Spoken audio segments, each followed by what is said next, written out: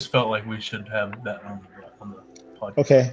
So what we were talking about earlier before we went live was the fact that John Favreau is a goddamn OG. Like Savior.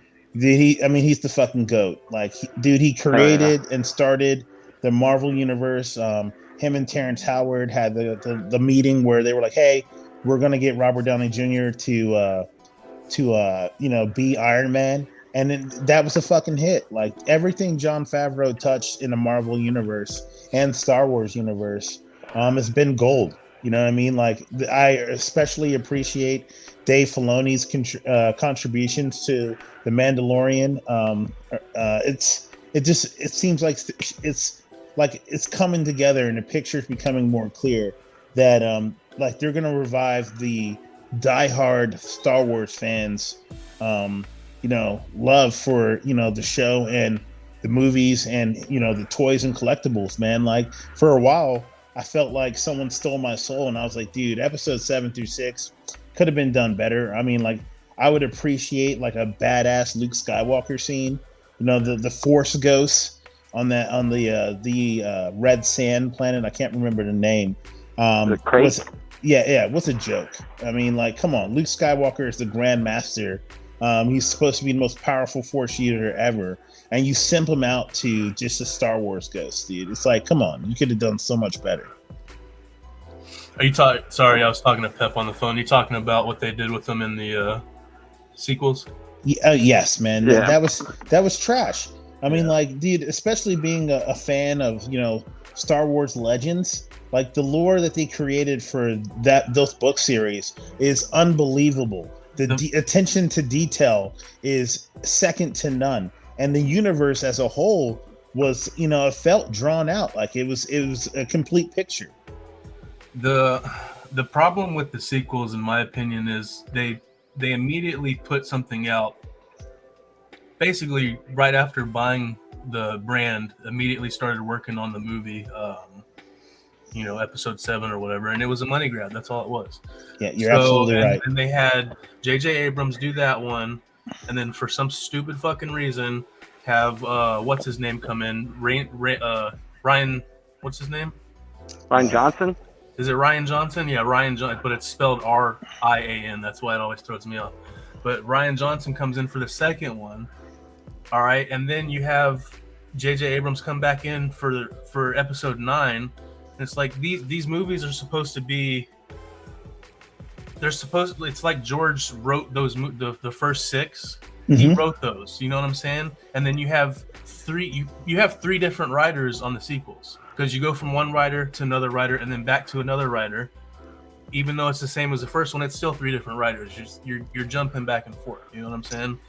So the dude had several years before writing episode 9 while Ryan Johnson was working on episode 8, and it's just how can 2 minds that are not even working together on that project see the same outcome or see the same story? You know what I'm saying? It's I think it was doomed.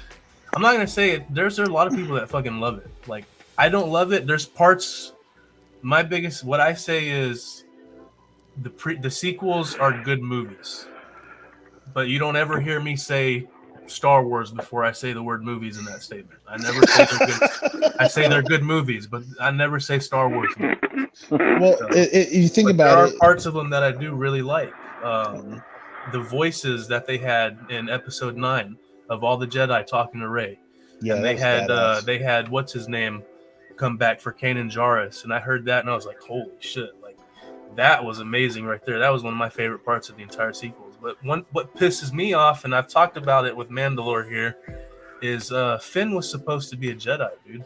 Yes, in the original script. I mean, the thing that's kind of destroying Disney and Marvel and Star Wars is this wave of wokeness. You know what I mean? It's like, like I got to get on George Lucas a little bit for the prequel, because the Jar Jar Binks Jamaican slave fish, was terrible. You know what I mean? Like, it's like, dude, no one wants to hear this creature talk when he sounds like Bob Marley had sex with a fish. Yeah, I I respect Jar Jar though. I never had a problem with him. I mean, my only problem with Jar Jar Binks was like even in the Clone Wars animated series, every time he showed up, it was a joke, and it was like listening to like shitty um, uh, SNL skits. You know what I mean? It's like you're trying to force humor into parts of the movie that don't really need it, and it's almost like what happened to Thor: Love and Thunder. Like it's like all of a sudden the wokeness comes, and now Korg is also one of those alphabet gang individuals, and it's like, dude, come on, like that wasn't necessary. We already had Valkyrie. It's like you turn Thor into the joke of his own movie, and it's like I think Taika Waititi he loves his comedy a little too much to be making Thor movies, in my opinion. I mean, I think he did great with Ragnarok. Ragnarok's a fucking amazing movie. But I think that's where Taika Waititi's Thor run should have ended. Yeah. I mean, he's had some voice appearances in different Star Wars shows. Yeah, but I mean, those have been good. But it's like, like Gore the God Butcher's out here slaying half the universe, and you're like, oh, let's turn this into a joke. And it's like, that doesn't seem like the tone this movie should take. I mean, like I said, dude, Jon Favreau is the original gangster. I mean, he's pretty much everything he's put out has been, has broken records for sales or subscriptions, and it's just like, I feel like he's the heart and soul of the Marvel Star Wars universe. And without him, and his guidance, and also Dave Filoni, things are gonna get pushed to the forefront that aren't really necessary. But I mean, it's it's just, come on, you can do better than that. Yeah, I mean, they are. I really honestly feel those two guys are the reason that Lucasfilm has not absolutely taken a shit 100% complete. Yes, absolutely.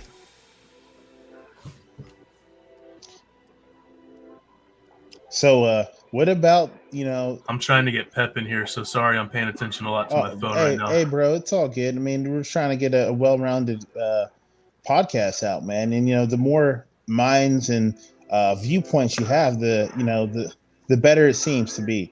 Like, he's saying he's trying to join on his computer, and it's saying he's here, but he's not here, so he's going to try his phone. All right, that works. What was I going to say? Like, one of my favorite parts of The Mandalorian is like the attention to detail. Like if you look at especially episode 2, season 3, at the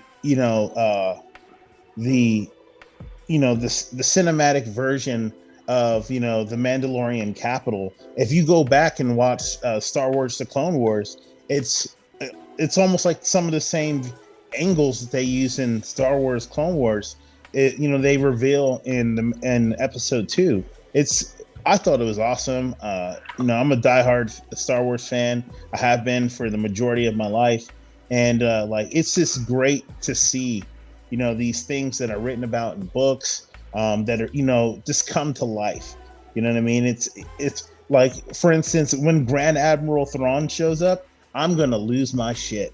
Like, I love that dude. Yeah, dude. Like, and I think they were talking about having Benedict Cumberbatch play him, Doctor Strange. No, that was. It's gonna be.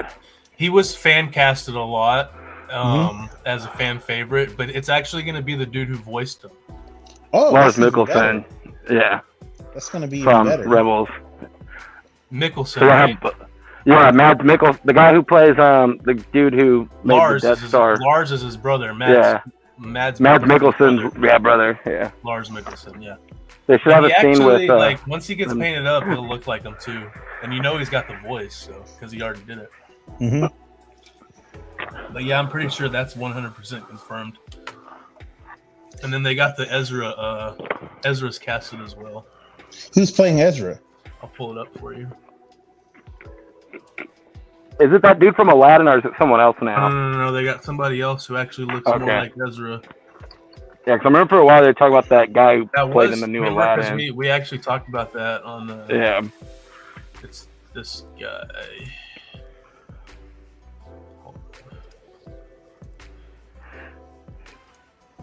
Oh, there's Pep. Man. Yo! It's been a minute. Yo, what up, Pep?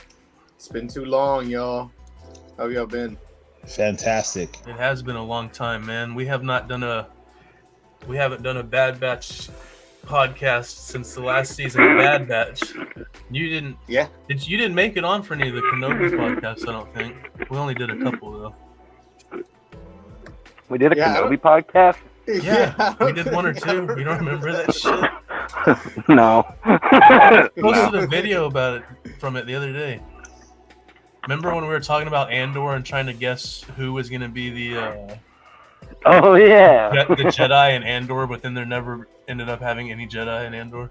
Yeah, unless it is Luthen Rail secretly a Jedi this whole time, but we'll see about that. I'm not going to get on Andor right now. It's a whole nother animal.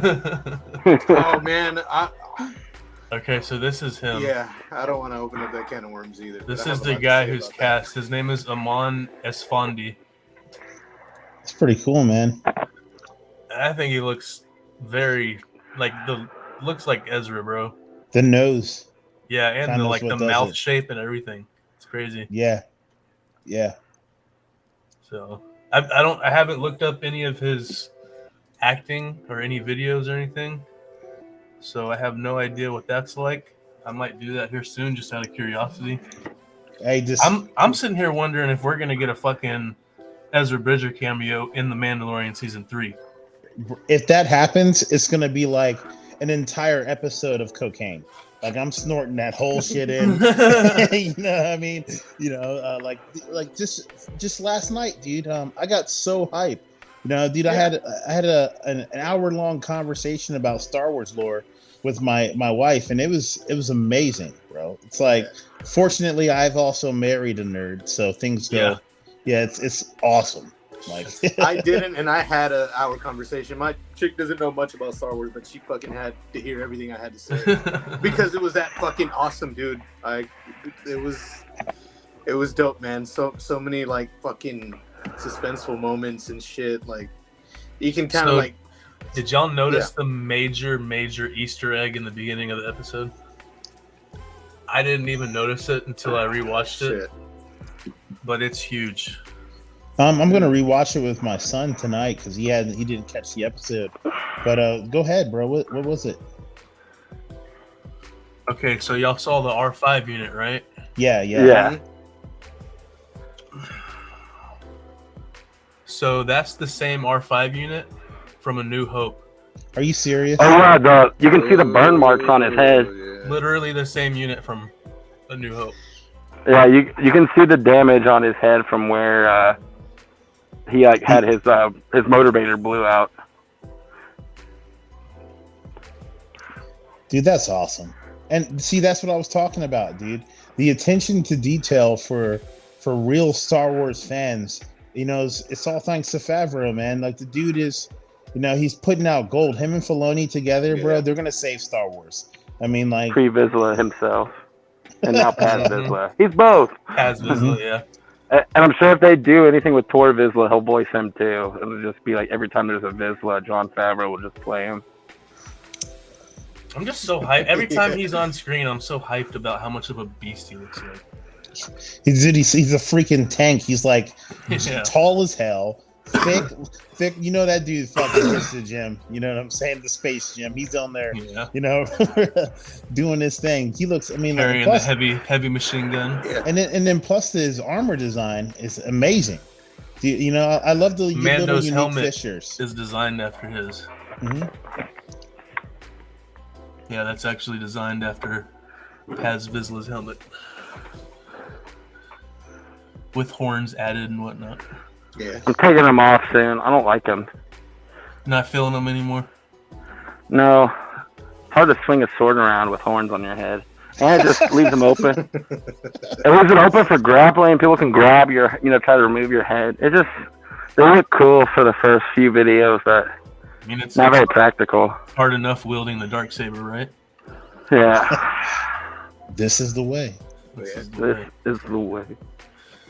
Let me grab my notes real quick. So You can add Pat, a rangefinder.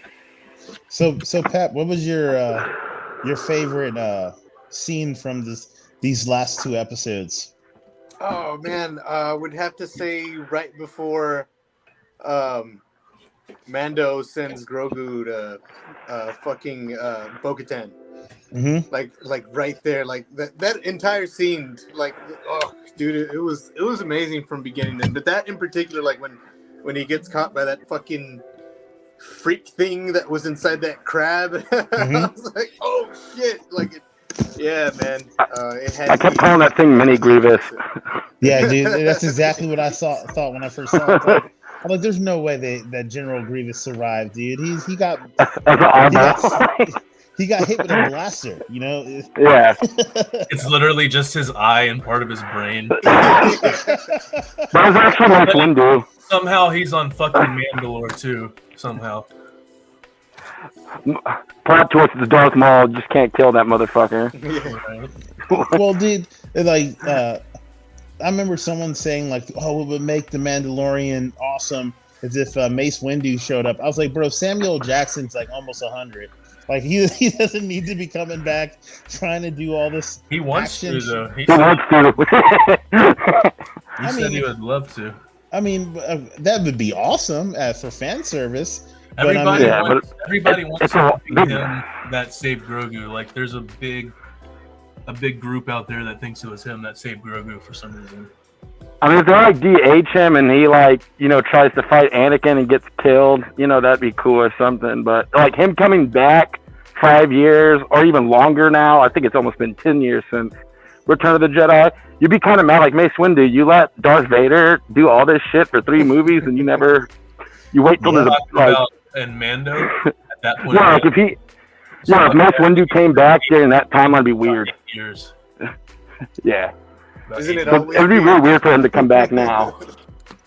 Like all frizzled and old, looking crazy. Like, But yeah. here's the thing though, because you know he what was it? Shatterstar or whatever that ability is called. Yes, Shatterpoint? Yeah. Shatterpoint. So you have to harness part of the dark side in order to learn that ability. It's also in his lightsaber form.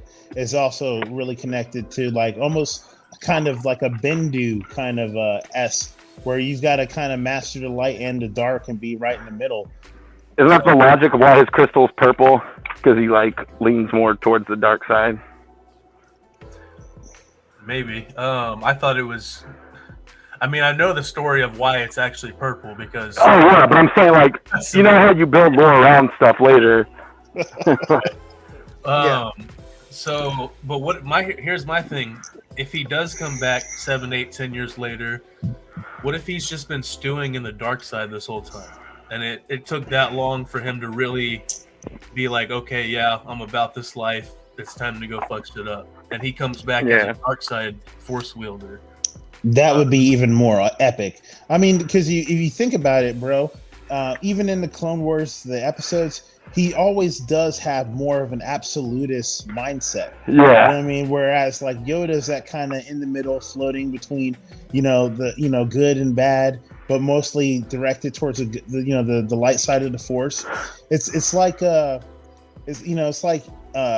that's what blinded them. You know what I'm saying? Like I believe like what's going to be awesome is if the Gray Jedi makes the new appearance in the Star Wars lore. I mean, like, because the Gray Jedi is like that kind of Darth Revan kind of person, who's got that balance. And I forgot what the name of that sword form that Mace Windu does, but I think it'd be epic. I mean, this that paradigm shift to have one character from the light go dark and then try to walk his way back into the light through the teachings of Grogu would be awesome. Right. I hope we get some Quinlan Voss though in live action because they teased it, and it's just like that's one of my favorite books is Star Wars Dark Disciple, where Quinlan Voss tries to go undercover as an assassin after Mace Windu decides they should just kill Count Dooku, and he goes undercover and he ends up becoming the apprentice of like Count Dooku and shit. So it's like I really want to see like who Quinlan Voss is now after seeing like that nightmare, basically that he like kind of already knew something bad was going to happen from being like tapped into the dark side with Count Dooku. So like I want to see what his mental state's like now. How are they going to drop his name in Kenobi like that and not bring him into live action? Yeah. You drop his name because it's Disney. It's Disney. They can fuck us over in many ways. No, and they have. Yes, and will. They have and will. And will. They'll do it again.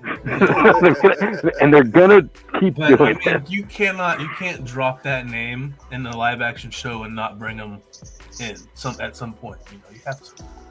Yeah, you're talking about his name was inscribed in the walls of the safe house, right? Yeah, and Kenobi even said Quinlan was here.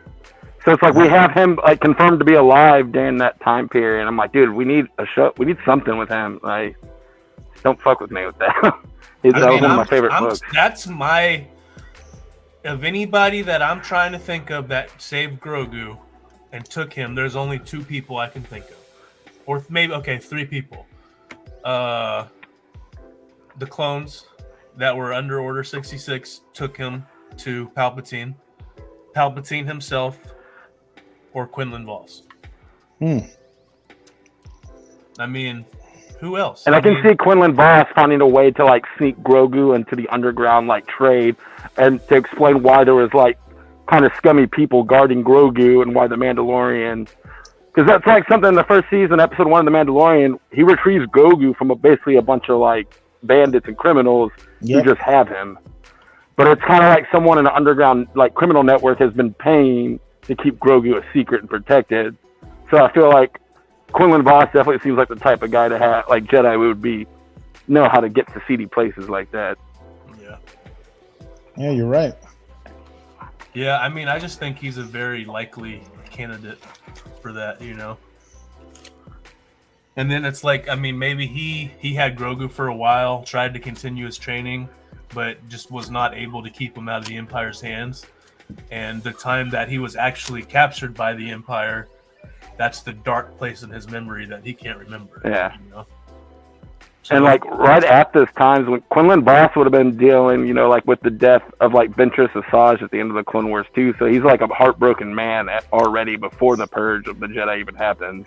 Because he ended up falling in love with Ventress in that book. Yeah, they have relations. Mm-hmm. Yeah. I didn't even know that. Yeah, and that book ends with Ventress getting killed by Count Dooku's lightning finally. See, I knew that. It's a shame that it was supposed to be episodes of the Clone Wars that never got made. And they turned it into a book. Oh, it was really good. Okay. Yeah. I'll have to read those. Man, I got it for real, man. I need to get into the book for sure. Yeah. Have you not read The any book's really good.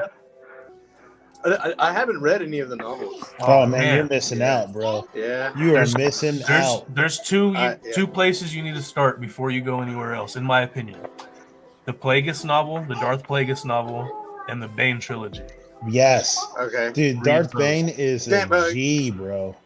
Wait, Like Cad Bane has his own. No, not Cad Bane. Oh, okay. Darth Bane. Darth Bane. Yeah. Okay. Yeah, B-A-N-E. he established the rule of 2 and brought that back. I mean, if you think about it, dude, Sidious also seemed like he was going pre-rule of 2. I mean, he had the Inquisitors, he had Dooku, he had Anakin, he had Asajj Ventress. But so it was like the way they look at that, assassins. but they don't look at those as Sith Lords. Yeah, none of them had the title.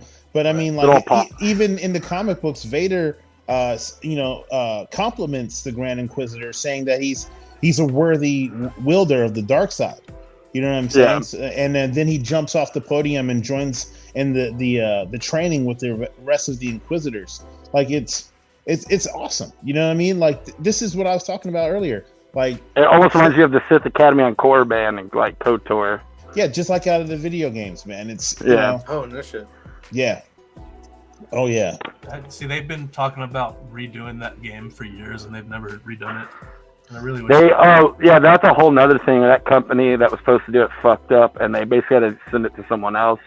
But at the same time, it's like, do I want them fucking with that stuff? It was perfect the way it is. It's fine the way it is. You're absolutely right. just keep the story the same, keep the gameplay the same, just update the graphics. Yeah. But they want to do, they're talking about trying like a Final Fantasy VII remake, combining KOTOR and KOTOR 2 into one streamlined game thing. And I'm just like, y'all gotta fuck it up. I feel it. Yeah, go fuck it up. Like, just make something new. At least Fallen Order was good. Like, we got lucky with that game. And that's something that Micah was saying, talking about how when they went to the Mines of Mandalore and, like, the filming looks the same how it did in the Clone Wars, like, the style. Like, I've noticed, like, in the Bad Batch and, like, Fallen Order and, like, when they go to, like, these temple-type settings, like, they were really good at, like, just keeping that same cinematic form within, like, both the cartoons, video games, and movies now with them. And it's been... I'm really liking the way I always feel like the same sort of like claustrophobic feelings they capture every time they're in like a tomb or something in Star Wars. It's been like really good at being uniform now. Yeah. So you think they had Bo-Katan rescue Din twice in the same episode, coincidentally on National Women's Day? I mean, this is the thing. Bo-Katan, she's a badass, and so I mean, like, dude, just look at the way she wielded the Darksaber. I mean, she understands. Well, she understands who she is and what her place is in the Mandalorian culture. I mean, like, dude, she was the princess. You know, her sister was Duchess. Like, she knows she's badass, and she's always been badass. I mean, dude, like, I used to get hyped when I saw her in Star Wars Clone Wars. Like, to me, it was like, oh, dude, like, just first of all, bringing back the Mandalorian culture, and, like, you know, now them teasing, you know, that, like, this whole time that, you know, through all out Bo-Katan's life, was she like 30s, late 30s, late 40s? 30s, yeah, you know what I mean? That whole time in her lifespan, even during civilized Mandalore, when they were having that new nonviolence, you know, pacifist come up from her sister, that the Mythosaur has been sleeping in slumber and hibernation this whole time. Yep. Like, this is, like I said, dude, Dave Filoni knows what he's Dave Filoni and Jon Favreau know what they're doing when it comes to capturing the attention of diehard Star Wars fans. You know what I mean? Like, honestly, even Carl Weathers, like, I didn't know he was a Star Wars junkie. The episode he directed was fire, you know, in season 1. So it's like they're having this. He has an episode this season. He's directing one of them this season. I don't know which one. It's like we're actually having directors and producers read the source material and figure out how to weave in the Legends war, you know, the lore. You know what I'm saying? It's all a Star Wars nerd can ask for. You know what I mean? Like, definitely. And yeah, like, they're probably nerdier than all of us combined, and we don't even know it.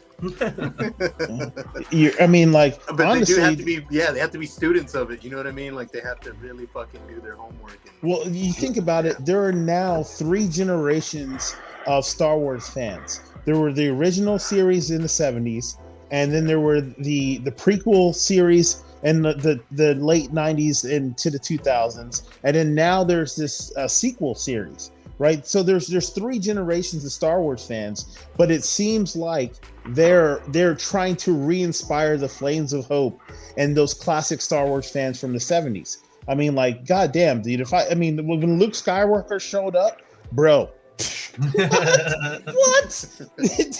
That shit had me dancing in my living room, bro. Like, I was like, no, they didn't. They just did that.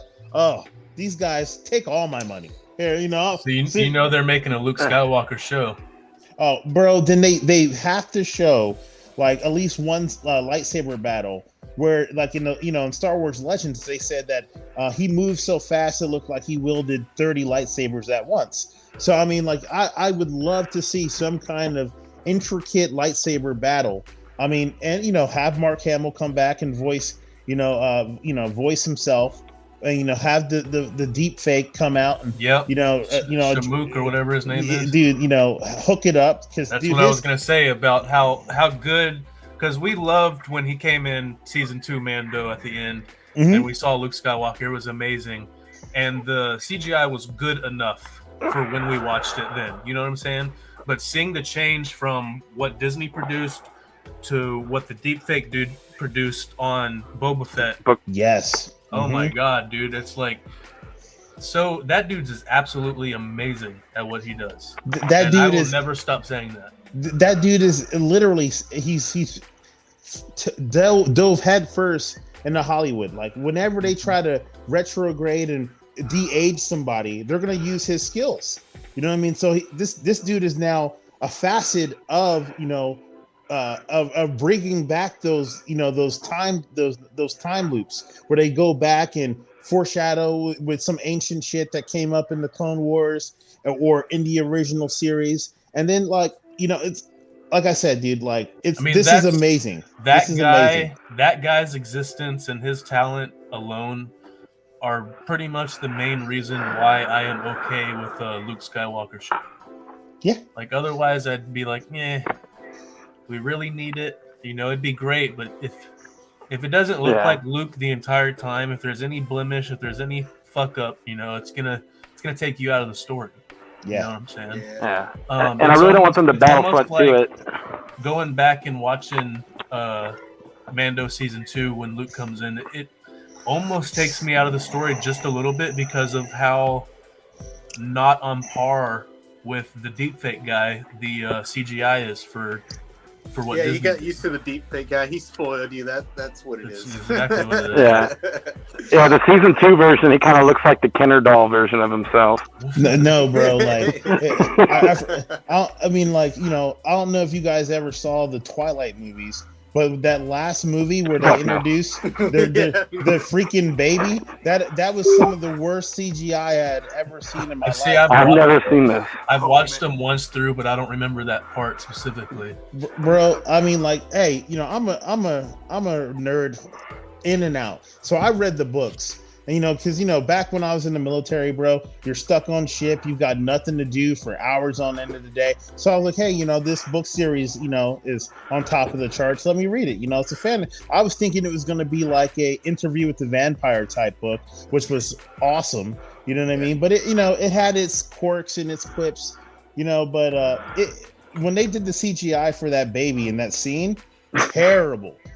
Terrible, bro. It was almost like watching Spawn with Michael J. White. Whenever they had those hell scenes, and you were like, "Wow, this looks worse than Sega Genesis." Looking at it now. There's a lot of things I go back and watch them. I feel like this looked way better when I was younger. It has a lot to do with the quality of TV you're watching it on nowadays. Yeah, true. If you're watching something in 1080i or whatever or better, and it's something that you watched when you were a kid, and it's a CGI scene, you are gonna pick it the fuck apart. And you have to almost be like, okay, it's the 90s, it's the 80s. You know what I'm saying? Like they didn't have it back then. But you try not to judge it so harshly, but you can't help it. I feel like it has a lot to do with like the TV we're watching stuff on, because like the TVs couldn't do what they do now back then. Dude, I feel like that about every movie when it comes to CGI. Like I watched Jumanji a couple days ago, but fucking The Mask, dude. The Mask still holds up in terms of CGI. Like, oh yeah, Well, that's because it's cartoonish. Like it's if it was anything like, because like when you say you go watch the original Jumanji and you look at the monkeys. It's like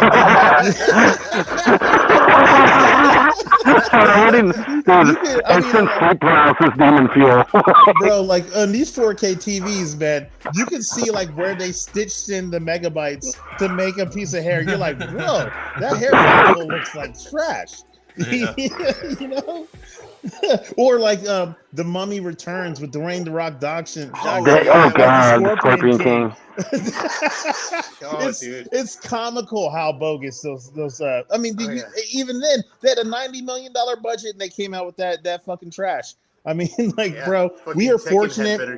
We are fortunate to be in the times we're in because of the quality of these new TVs. Like that means you got to have seamless and expensive CGI teams, and if you don't, you are going to get ripped apart. Like, I mean, I mean, just think about it, bro. Like the baby think about on Twilight.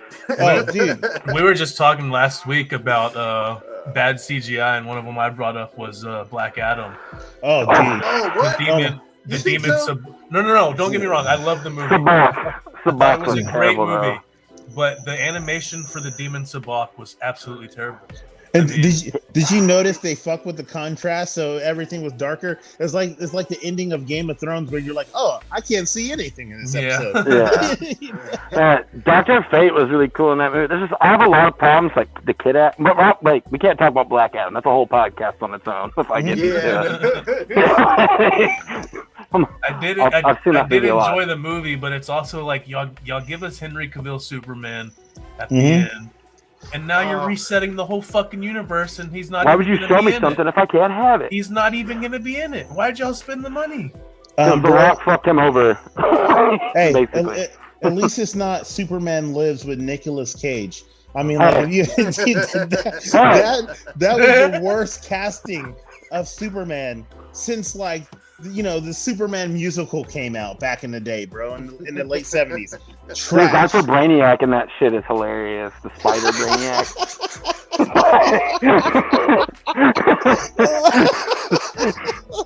I firmly believe there's a universe out there where no one but Nick Cage exists, and there's a lot of Nick Cage Superman out there somewhere. Well, at one point, Nicolas Cage was like Samuel L. Jackson. He was in everything. You know what I mean? And this is like, holy shit, Nicolas Cage is in all these, like, Ghost Rider, terrible. Has he been in an MCU movie? Yeah, Ghost Rider. No. But that's not a Marvel movie, but it's not a Marvel Cinematic Universe. It will be by Secret Wars, probably. Nick Cage will probably be Ghost Rider for like 2 minutes in Secret Wars. You think he's going to be the Ghost Rider? Hell no. He'll be one of them. I mean, because Robbie Reyes, the new Ghost Rider, is way better. The story is way better, but you got to think that Ghost Rider is now he's took over Mephisto's spot in the current comic books. So I mean, he's the leader of the Hell Realm. You know what I'm saying? So like to me, it's just that was a blip. It never should have happened. Nicolas Cage being Ghost Rider, that was a horrible casting. So especially with the multiverse being coming up. They can retcon anything now. You know what I'm saying? So the door's wide open for them to recast it, and I pray that they don't bring back Nicolas Cage, because first of all, he's trash. Like, he's straight trash. I mean, like, there's been 1 or 2 movies where I was like, oh yeah, that's great, but it's definitely not Con Air, where like Con Air and Face Off. Face Off are amazing movies. Well, I mean, in Con Air, it was like listening to Jennifer Lopez sing. It's one fucking key on the piano getting hit over. It was so monotone. It's just like, what do you know? It's still a good movie, though. I mean, the story's good. The story's good, yeah. Nick Cage is one of those guys who gets casted in awesome fucking movies, but is like, Yeah. I will laugh my ass off if they do something with Secret War where they have like variants of everyone, and you get Nick Cage coming up there as Ghost Rider for like a minute and get killed, I'll laugh. That's all I'm saying. that would be. I think we'd all enjoy it. That would be a dream come true. Erase that shit. Erase that shit. It never happened. Hey, maybe they'll do Deadpool kills the Marvel Universe, and they'll have Ryan Reynolds go and like kill him and like all this kind of shit. Just go back to all the trash old Marvel movies and kill like the old, like he'll kill Japanese Spider-Man, like all of them. Just have Deadpool kills the old Marvel movies universe or something. Well, bro, the main problem is that I foresee coming up is that if you look at all the major casting for Marvel Star Wars, like there's a giant age gap. Like there's like fucking Ryan Reynolds is damn near, he's like almost 50, and he's what I'm saying, he's coming back in as an action star. It's like, nah, man, like at one point you gotta fucking retire him like you're doing to Dave Bautista, because like these guys are gonna age out of these roles. And Hugh Jackman's coming back as Wolverine. In Deadpool 3. Yeah, I mean, how much? Probably 55. Yeah, how much steroids is he gonna have to do to look good? Like it's. I mean, he posted a video recently hitting some bicep pumps, and he's fucking looking huge for like how old he is. Dude, it's HGH, human growth hormone. There's no way. Like, you think about this. how in the fuck is The Rock more jacked than he was in his fucking 30s? Yeah. He's He's in the best shape of his life now. It's like, and he swears on the Bible that it's chicken, broccoli, and white rice. Motherfucker, there is no amount of chicken that's gonna make you look like that, bro. It's like, man, I just have a little bit of chicken and broccoli in the blood of innocent children. And he like fucking grinds it up and starts injecting it with an IV. You know what I'm saying? Pac-Man! Yeah, that dude, he's not natty. I don't care what he says. No way. None of those dudes are. You know what? Like, because there's that rumor that the Mandalorian isn't Mando. It isn't Din Djarin. That it's actually Grogu. Like, I feel like next season when it comes out, if you notice, he's starting to babble a lot more in this season. Yeah. You know what I'm saying? So at some point, I guarantee probably this season, he's going to slip out Din Djarin or say father or something like that. But I mean, like, to be honest, I don't believe that it should be like in that same like way that Yoda speaks and that, in that backwards kind of riddle format. But because like, I don't think he will.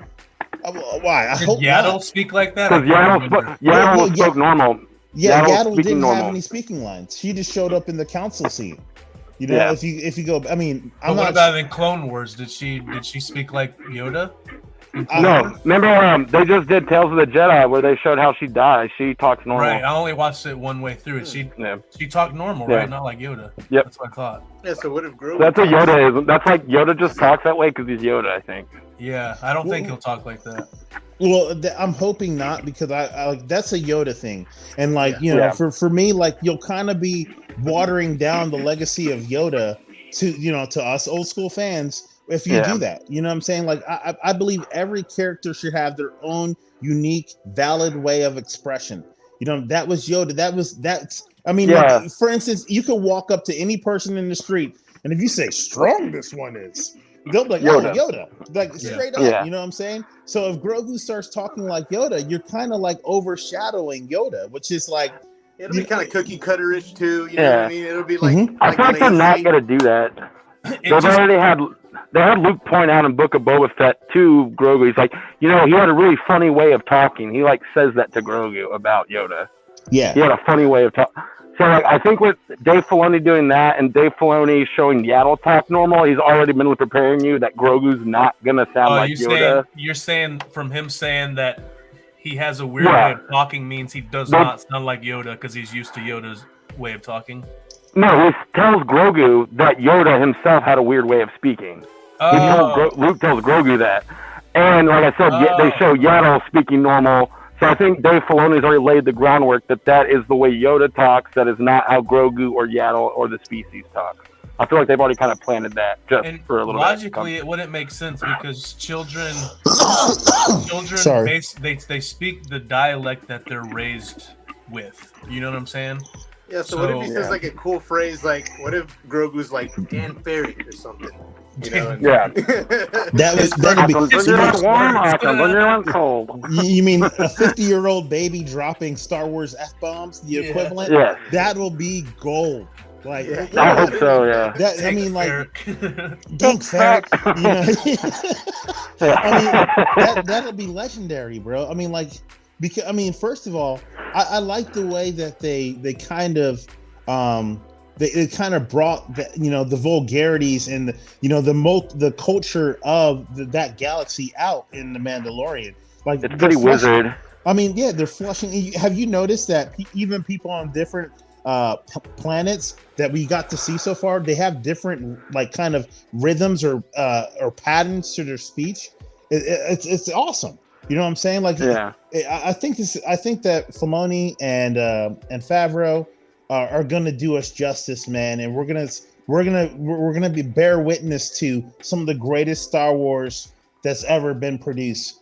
Some of the best writing. I mean, like, honestly, give me a weak point in The Mandalorian. The only weak point in The Mandalorian was the fact that you did a little bit more character development in Book of Boba Fett than I would like to. I would like to keep that closer to. And you retconned the ending of Mando 2 in Book of Boba Fett as well. Yeah, they did. Literally. Yeah.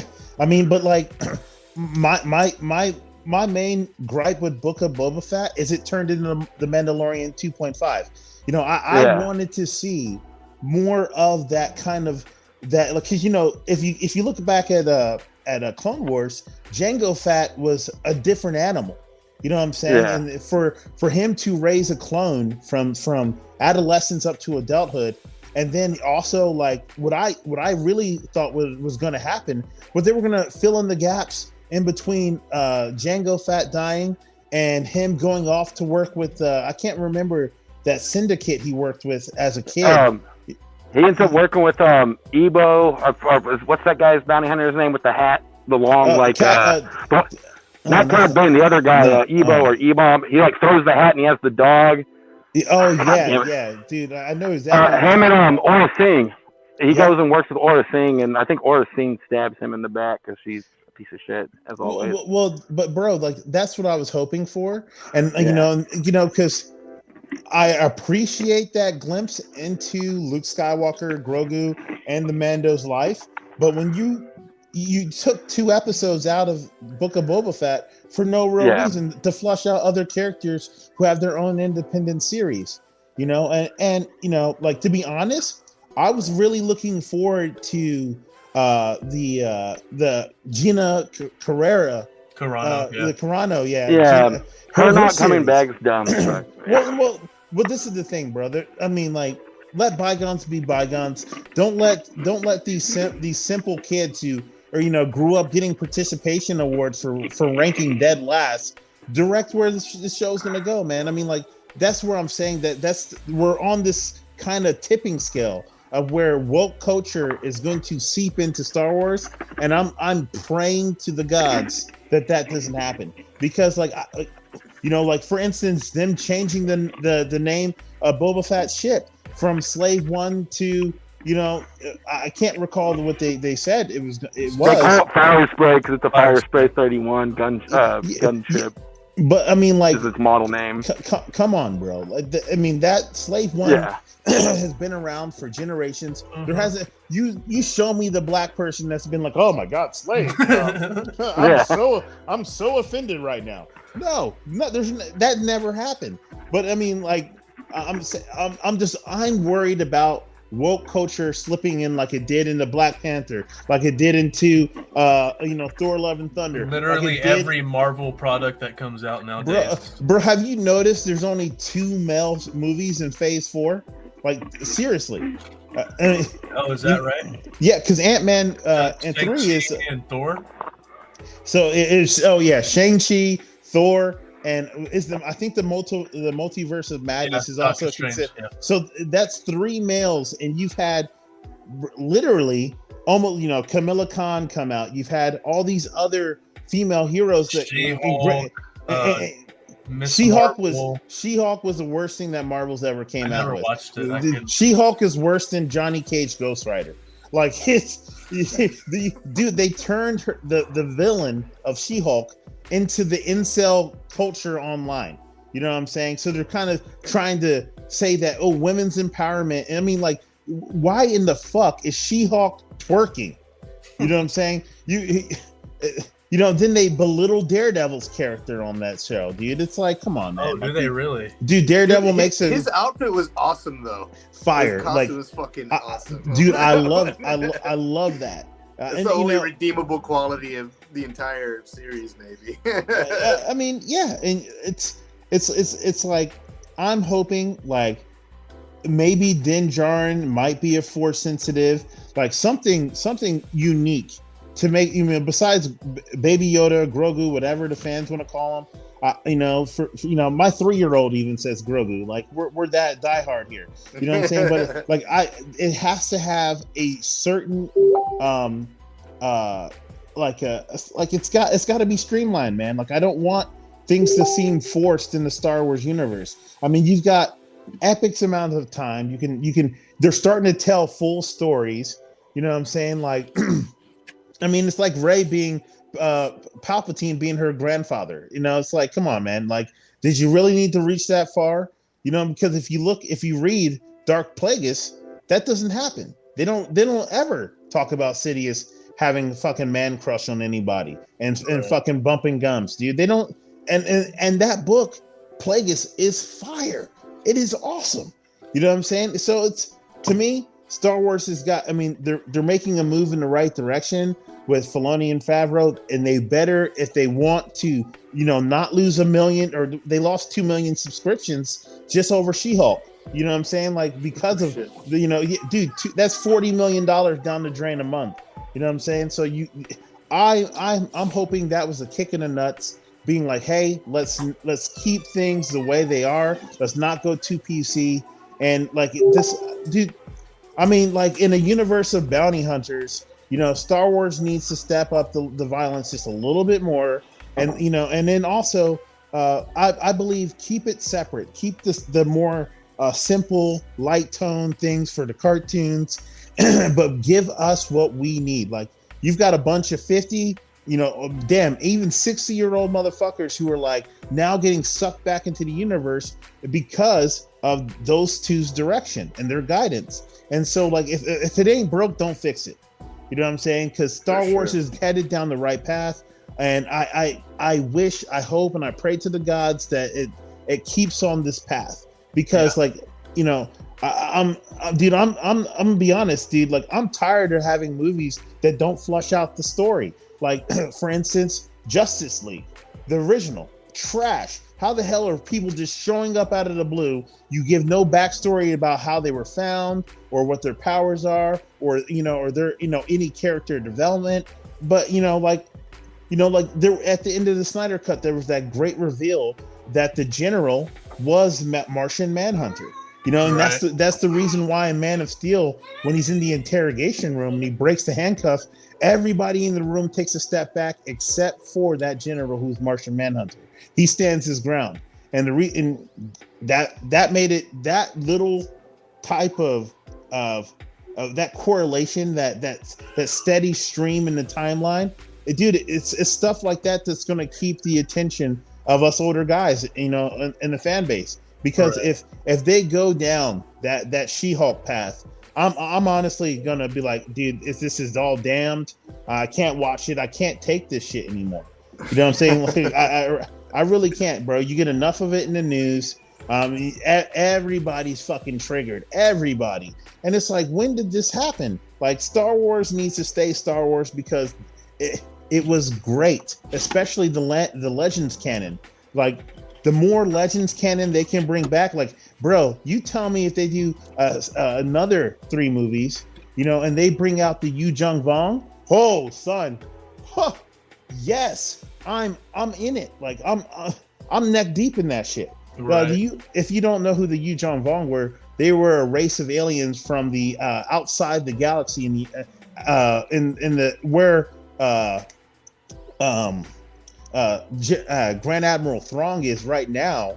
They're from that part of the universe, but they have the innate ability not to be sensed by Force users. Right. So like, if you think about it, and everything's like, kind of like, they're almost like xenomorphs. Everything's mixed into, like, their suits are living organisms. Their weapons are living they're poisonous snakes that can that have armor that can resist a lightsaber. And so they can turn it into a whip, use it out. It sticks its fangs in somebody, poisons and kills them, or it could be used as a staff or a spear. And that's where I think Star Wars needs to go. Like, they need to bring back more of the Legends canon and flush out Star Wars, because, like, if you're gonna want to keep producing movies like this for the next decade, you got to have some good story and character development, because otherwise you're gonna lose me. I feel you. For sure, man. Well, shit, I think I'm down to like 10%.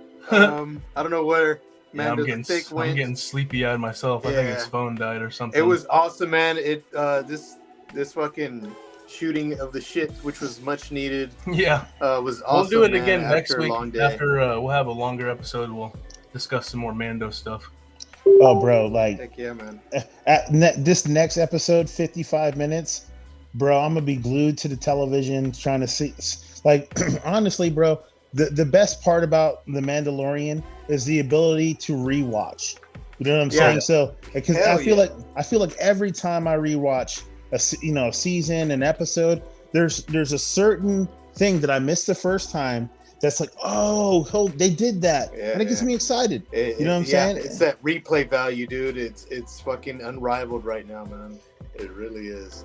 Yeah, dude, and that's what I'm saying. Like, dude, Favreau and Filoni, dude. I mean, I'm hoping they don't go the way of Game of Thrones and be like, oh, I don't want to just be known for this. Well, it's like, bro, like, please be known for this, because what you're doing, service here. Exactly, bro, exactly. Like fan service done right is amazing. It's brilliant. But when you just do it just to get a couple more subscriptions, dude, fuck all that shit, man. You're gonna lose me. Well, shit, hopefully we get a bunch of subscribers, man. Yeah. Be nice one day. Hey, dude, it's a pleasure chatting it up with you guys, chopping it up about something that's been an intricate part of my life, bro. I've read comic book series of Star Wars. I've read, a lot of legend stuff of Star Wars. Like literally, I believe for one point of my life, between the ages of 16 to about 25, I literally have read every single Legends book that came out, like straight up. You know what I'm saying? So to me, this is epic shit. You know what I'm saying? And this is like, as a 37-year-old man, I am now reliving the golden moments of my childhood when these things were first introduced to me. You know what I'm saying? And that's what makes it brilliant. That's what makes the nostalgia value that this new Star Wars direction is going it's revolutionary. And if they can get these guys and gals or whoever to stay on this course, they're not going to let us down. And that's something that I'm looking forward to. I agree. Yeah, most definitely. Sure, man. Hey, yeah. On that note, once again, it was a fucking pleasure, dogs. All right, Pat. All right, you have a good night, man. Have a good one, bro. Later. All right, peace out, bro. All right, Micah. I'm gonna go ahead and end it. I'm getting tired myself. Yeah, man. For me,